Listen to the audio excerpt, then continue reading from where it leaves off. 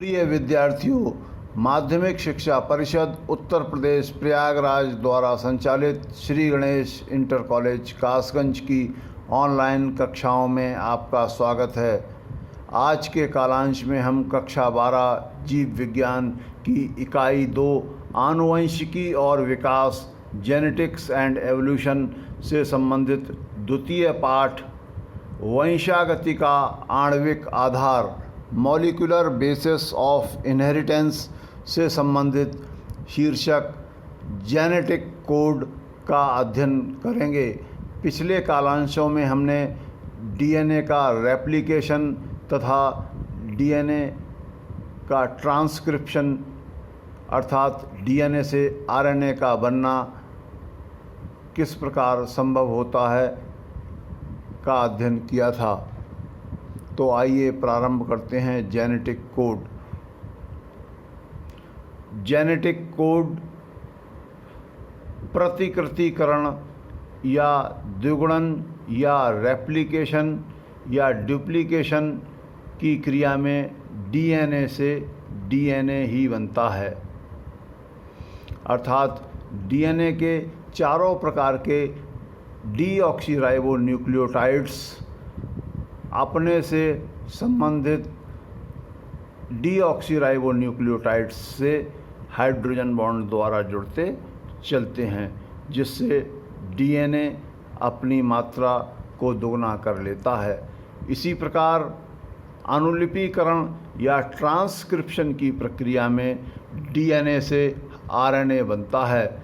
इसमें डीएनए के 3 prime to 5 prime strand से आरएनए का निर्माण हो जाता है। चूँकि डीएनए में भी केवल 4 प्रकार के डीऑक्सीराइबोन्यूक्लियोटाइड्स होते हैं और आरएनए में भी 4 प्रकार के राइबोन्यूक्लियोटाइड्स होते हैं, इसलिए यह दोनों प्रक्रियाएं अनुवादन या ट्रांसलेशन की तुलना में सरल है, क्योंकि इनमें न्यूक्लियोटाइड्स का केवल पारस्परिक परिवर्तन होता है। यह न्यूक्लियोटाइड्स केवल 4 प्रकार के ही होते हैं। किंतु जैसा कि हम जानते हैं, डीएनए से डीएनए बनते समय एडेनिन तथा थायमिन परस्पर 2 हाइड्रोजन बॉन्ड द्वारा जुड़ते हैं, अथवा ग्वानिन तथा साइटोसिन परस्पर 3 हाइड्रोजन बॉन्ड्स द्वारा जुड़ते हैं।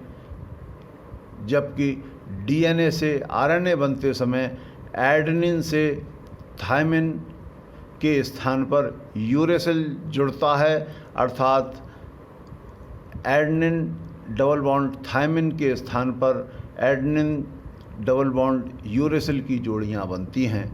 किंतु अनुवादन या ट्रांसलेशन की प्रक्रिया में न्यूक्लियोटाइड्स के पॉलीमर से एमिनो एसिड्स के पॉलीमर अर्थात पॉलीपेप्टाइड्स बनते हैं। दोबारा से सुन लीजिए कि ट्रांसलेशन की प्रक्रिया में न्यूक्लियोटाइड्स के पॉलीमर से एमिनो एसिड्स के पॉलीमर बनते हैं। जैसा कि हम जान चुके हैं, न्यूक्लियोटाइड्स केवल 4 प्रकार के ही होते हैं, जबकि एमिनो एसिड्स 20 प्रकार के होते हैं। इन चारों प्रकार के न्यूक्लियोटाइड्स से 20 प्रकार के एमिनो एसिड्स की कोडिंग किस प्रकार संभव है, इसका गणितीय ज्ञान जॉर्ज गैमो नामक फिजिसिस्ट या भौतिक वैज्ञानिक ने उपलब्ध कराया था। उनके अनुसार 20 प्रकार के एमिनो एसिड्स का ट्रांसलेशन 4 प्रकार के न्यूक्लियोटाइड्स के ट्रिपलेट अर्थात 3-3 न्यूक्लियोटाइड्स द्वारा एक एमिनो एसिड के कोड का संभव है, अर्थात 4 की पावर 3 या 4 गुणा 4 गुणा 4 बराबर 64 कोडॉन्स द्वारा संभव है। यह किस प्रकार संभव होगा, आइए हम देखते हैं। जॉर्ज गैमो के अनुसार 3 क्रमागत न्यूक्लियोटाइड्स का एक विशेष अनुक्रम किसी एक एमिनो एसिड को कोडित करता है जिसे कोडॉन कहते हैं। कोडॉन त्रिकूट या ट्रिपलेट ही होता है। इसका प्रायोगिक प्रमाण सर्वप्रथम डॉक्टर हरगोविंद खुराना ने उपलब्ध कराया था। उन्होंने इन कोडॉन्स के अनुरूप निश्चित न्यूक्लियोटाइड्स के समबहुलक या होमोपॉलीमर तथा सहबहुलक या कोपॉलीमर अर्थात निश्चित mRNA का प्रयोगशाला में कृत्रिम संश्लेषण किया। उन्होंने एक ही प्रकार के mRNA अर्थात ए अथवा यू अथवा सी लेकर उनसे किस प्रकार की पॉलीन्यूक्लियोटाइड चेन बन सकती है, उसको उन्होंने कृत्रिम रूप से संश्लेषण प्रयोगशाला में कराया। इस प्रकार याद कर लीजिए, डॉक्टर हरगोविंद खुराना ने निश्चित mRNA का प्रयोगशाला में कृत्रिम संश्लेषण कराया था। मार्शल नीरेनबर्ग ने इस कृत्रिम RNA की सहायता से पॉलीपेप्टाइड चेन का प्रयोगशाला में कृत्रिम संश्लेषण किया था। अर्थात इस कृत्रिम mRNA की सहायता से मार्शल नीरेनबर्ग ने पॉलीपेप्टाइड चेन का कृत्रिम संश्लेषण कराया, जिससे यह निश्चित हो गया कि कोडॉन त्रिकूट या ट्रिपलेट ही होता है। बाद में सेवर्टो ओका ने पॉलीन्यूक्लियोटाइड फॉस्फोराइलेज नामक एंजाइम की खोज की, जो RNA अणु की निश्चित श्रृंखला का कोशिका से बाहर भी परख नली में भी बहुलीकरण या पॉलीमराइजेशन कर सकता है। यह 64 प्रकार के कोडॉन्स मिलकर जेनेटिक कोड बनाते हैं। इन सब वैज्ञानिक खोजों के आधार पर एक आनुवंशिक कोड तैयार किया गया। जो संलग्न चित्र में हम देख पा रहे हैं कि एक ट्रिपलेट का फर्स्ट पोजीशन वाला यूरेसिल, साइटिडीन, एडेनिन और ग्वानिन, दूसरी पोजीशन वाले यूरेसिल, साइटोसिन, एडेनिन और ग्वानिन, इसी प्रकार तीसरी पोजीशन वाले यूरेसिल, साइटोसिन, एडेनिन तथा ग्वानिन, ये उन्होंने लिखे। तो पहली पोजीशन पर यू, दूसरी पोजीशन पर यू और तीसरी पोजीशन पर यू, अर्थात यू कोडॉन यह फिनाइल एलिनीन को कोडित करता है। तीसरी पोजीशन पर यू के स्थान पर सी हो जाने पर अर्थात सी कोडॉन भी फिनाइल एलिनीन को कोडित करेगा। इस प्रकार यह सभी 64 प्रकार के कोडॉन्स इस जेनेटिक कोड में लिखे हुए हैं और उसके आगे लिखा हुआ है कि वह किस प्रकार के एमिनो एसिड को कोडित करेगा। यह 64 प्रकार के कोडॉन मिलकर जेनेटिक कोड तैयार करते हैं। जेनेटिक कोड की विशेषताएं। Salient features of genetic code. Genetic codon त्रिकूट या ट्रिपलेट होता है, अर्थात 3 क्रमागत न्यूक्लियोटाइड्स का एक विशिष्ट अनुक्रम होता है जो किसी एक एमिनो एसिड को कोडित करता है। नंबर 2, कुल कोडॉन 64 होते हैं। इनमें से 61 किसी एक एमिनो एसिड को कोडित करते हैं, अर्थात प्रत्येक कोडॉन किसी न किसी एमिनो एसिड को कोडित करेगा। नंबर 3, कोडॉन AUG मैथियोनिन को कोडित करता है। इसको याद कर लें आप, ये इम्पोर्टेंट है। साथ ही पॉलीपेप्टाइड श्रृंखला के निर्माण के प्रारंभ या इनिशिएशन का संदेश भी देता है। प्रश्न, ट्रांसलेशन की प्रक्रिया में सर्वप्रथम निर्मित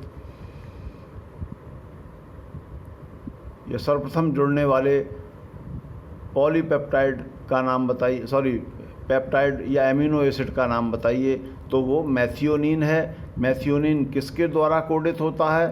AUG के द्वारा कोडित होता है, अथवा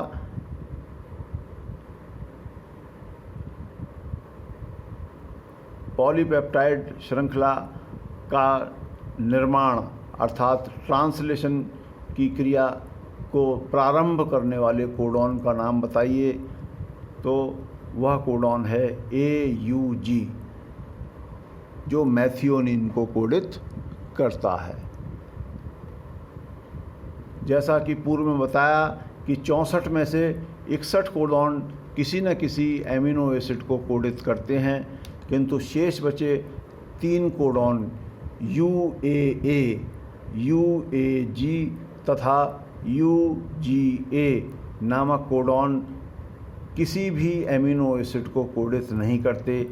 इनके आने पर पॉलीपेप्टाइड श्रृंखला के निर्माण का समापन हो जाता है, इसलिए इन्हें समापन कोडॉन या टर्मिनेटर कोडॉन्स कहते हैं।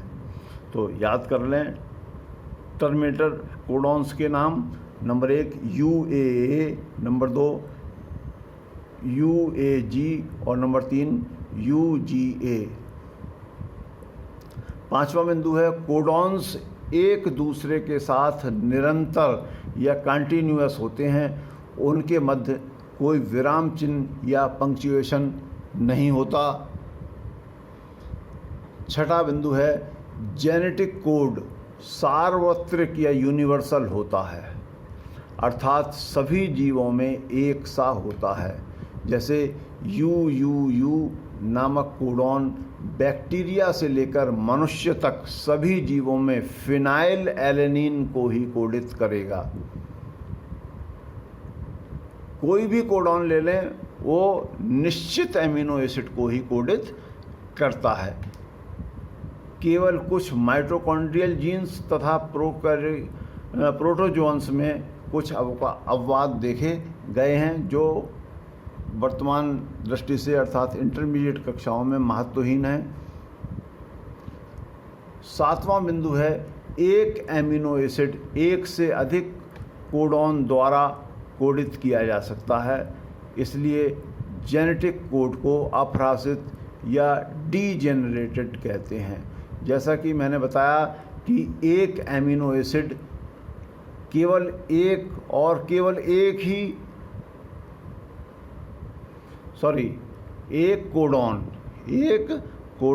एक और केवल एक ही एमिनो एसिड को कोडित करेगा। यह कोडॉन किसी दूसरे एमिनो एसिड को कोडित नहीं कर सकता, किंतु जैसा कि हम देख पा रहे हैं एक एमिनो एसिड एक से अधिक कोडॉन्स द्वारा कोडित किया जा सकता है।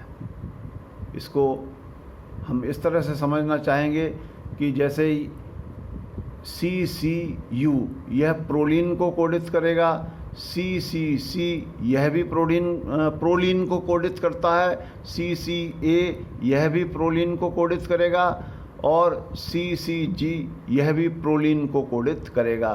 तो किसी भी विद्यार्थी से हम यह पूछें कि प्रोलीन को कोडित करने वाले कोडॉन का नाम बताइए, तो वह कोई CCU बताएगा, कोई CCC बताएगा, कोई CCA बताएगा, इसी प्रकार कोई CCG बताएगा।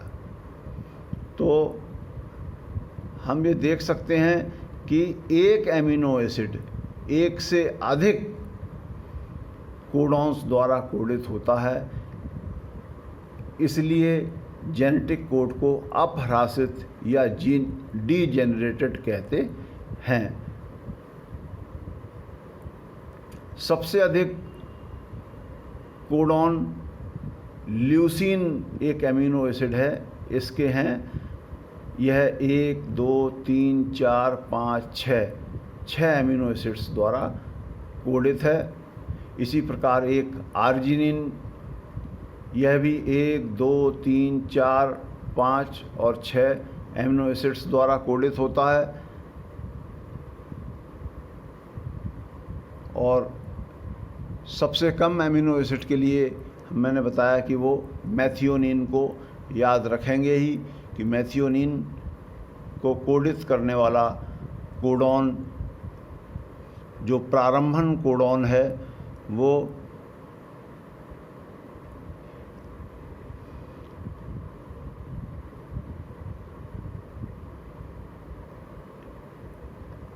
AUG मैथियोनिन को कोडित करने वाला एक कोडॉन है। इसके बाद 3 कोडॉन्स जो बताए थे वो स्टॉप कोडॉन्स हैं, UAA, UAG तथा UGA। यह 1, 2 और 3 कोडॉन्स यह किसी भी एमिनो एसिड को कोडित नहीं करते हैं। जेनेटिक कोड तथा म्यूटेशन। अब हम जान चुके हैं जेनेटिक कोड न्यूक्लियोटाइड्स का ट्रिपलेट होता है। इस ट्रिपलेट में किसी एक न्यूक्लियोटाइड के परिवर्तन, समावेशन या जुड़ जाने अथवा इंसर्शन अथवा विलोपन अर्थात हट जाने से म्यूटेशन या उत्परिवर्तन उत्पन्न होते हैं। इसे पहले हम एक इंग्लिश वर्तनी से समझने का प्रयास करेंगे। मान लीजिए निम्न एक साधारण वाक्य है, राम हैज़ रेड कैप। इनमें से प्रत्येक RAM ये 3 अल्फ़ाबेट्स का बना हुआ है, इसलिए हम इसको एक कोडॉन मान लिया, दूसरा कोडॉन, तीसरा कोडॉन और चौथा कोडॉन। यह 4 कोडॉन द्वारा निर्मित एक साधारण वाक्य है। अगर हम इसमें S के स्थान पर D का परिवर्तन कर दें तो वाक्य निम्न प्रकार हो जाएगा, राम हैड रेड कैप। आप साधारण वाक्य है इंग्लिश का, इसलिए आसानी से इसमें अंतर समझ सकते हैं। Ram has red cap, Ram red cap रखता है, यानी वर्तमान में भी उसके पास रेड कैप है। लेकिन इस S को हमने D से परिवर्तित कर दिया तो Ram had read cap, Ram के पास थी लेकिन वर्तमान में नहीं है। तो इन दोनों में परिवर्तन से हमारे वाक्य का मतलब परिवर्तित हो गया, अर्थात इसका तात्पर्य मूल वाक्य से भिन्न हो गया। ध्यान दें, केवल एक ट्रिपलेट के एक न्यूक्लियोटाइड को छोड़कर शेष ट्रिपलेट्स में कोई परिवर्तन नहीं हुआ। यही स्थिति सिकल सेल एनीमिया उत्पन्न करने वाली हीमोग्लोबिन की बीटा चेन की है। जैसे इस बीटा चेन में हम ये देख रहे हैं कि 3 क्रमागत न्यूक्लियोटाइड्स के क्रम हैं। सबसे पहले GAG यह वैलिन को कोडित करेगा, CTC यह हिस्टीन को कोडित करेगा, इसी प्रकार ल्यूसीन, टायरोसिन, प्रोलिन, ग्लूटामिन और ग्लूटामिन को कोडित करने वाले कोडॉन्स होंगे। ये जो ग्लूटामिन को कोडित करने वाला,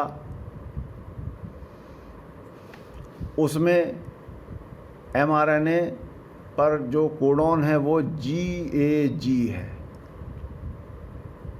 जो ग्लूटामिन को कोडित करेगा। लेकिन इस A के स्थान पर म्यूटेंट जीन में U आ गया तो GUG ये वैलिन को कोडित करेगा।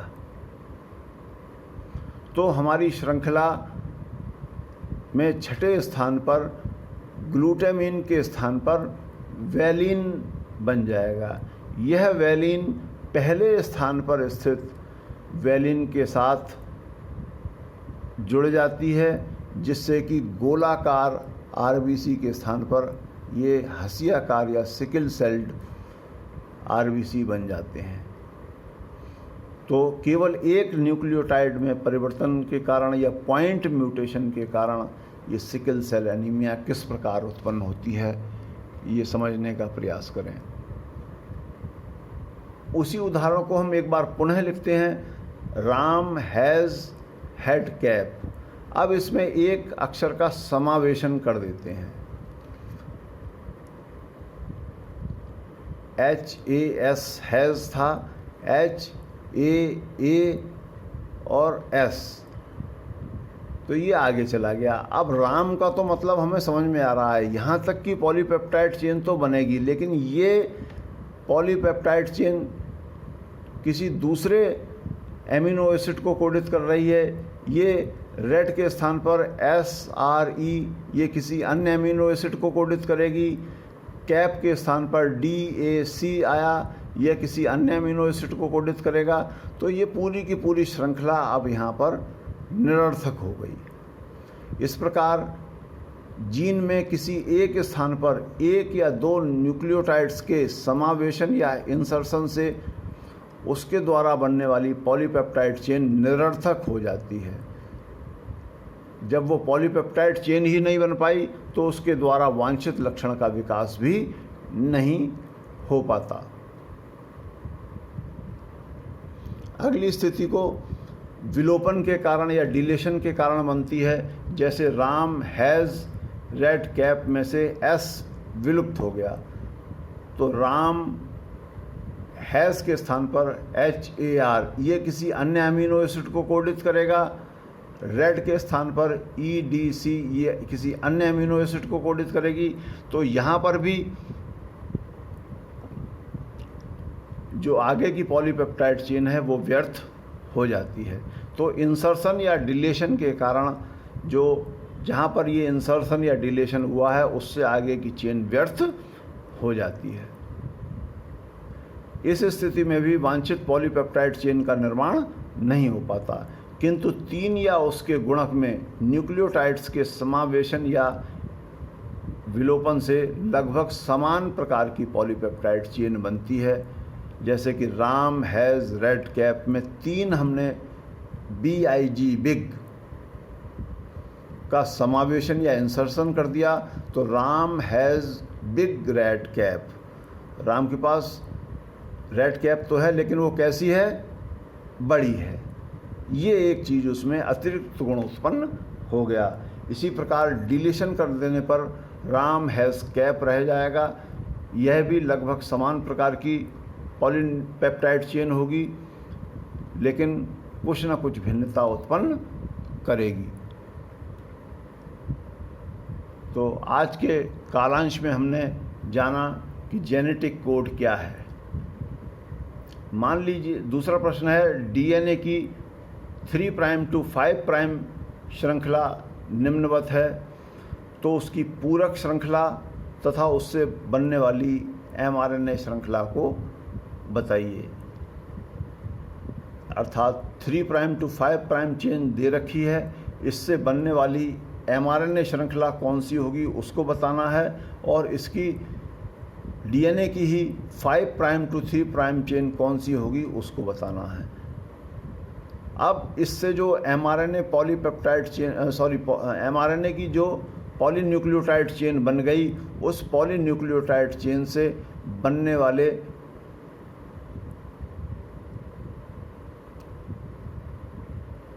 इसमें यहाँ पर इनिशिएशन कोडॉन कहाँ पर है वो आपको खोज कर बताना है। इसी प्रकार टर्मिनेशन कोडॉन कहाँ पर स्थित है ये खोज करके देखना है, और उनके मध्य में कितने कोडॉन्स स्थित हैं यह बताने का प्रयास करें। जैसे ये 3 प्राइम टू 5 प्राइम चेन है, इससे चूँकि हम जानते हैं mRNA श्रृंखला भी 3 prime to 5 prime DNA chain से ही बनती है, इसलिए इससे T के स्थान पर mRNA में A जुड़ेगा, A के स्थान पर U जुड़ेगा, T के स्थान पर A के स्थान पर U जुड़ेगा, C से G जुड़ेगा, T से A, फिर T से A, इस T से भी A, G से C, 3 हाइड्रोजन बॉन्ड द्वारा इस प्रकार हम जोड़ते चले जाएंगे। अब सबसे पहले इनिशिएशन कोडॉन